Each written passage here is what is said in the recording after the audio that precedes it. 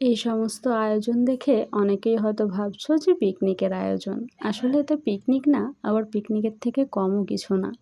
এটা ছিল শিবরাত্রির আগের দিন রাতের রান্নাবান্না। আমরা যারা শিবরাত্রি করি তারা প্রত্যেকে একসাথে সংযম করি শিবরাত্রির আগের দিন।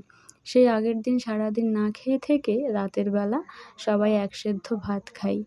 এটা তারই আয়োজন ছিল। এক সেদ্ধ ভাতের সাথে সেদ্ধ কিছু শাকসবজি তরকারির মতন করে রান্না করে খাওয়া হয়। এখানে তারই কুটনো-বাটনা হচ্ছিল। তারপরে এক পাশে রান্না আর এক পাশে গল্প। যেটা মনেই করাচ্ছিল না যে আমরা সারাদিন না খেয়ে আছি। আর এই যে তরকারিটা বানানো হচ্ছে এটাতে কিন্তু কোনো রকম তেল, ঝাল, মশলা ইউজ করা হয় না।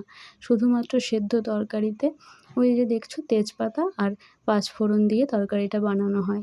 এটা দেখতে এরকম হলেও খেতে কিন্তু খুব টেস্টি হয়। তারপরে রান্নার পরে সবাই একসাথে বসে যাই খেতে। এখানে অনেক বাচ্চারাও আসে খেতে।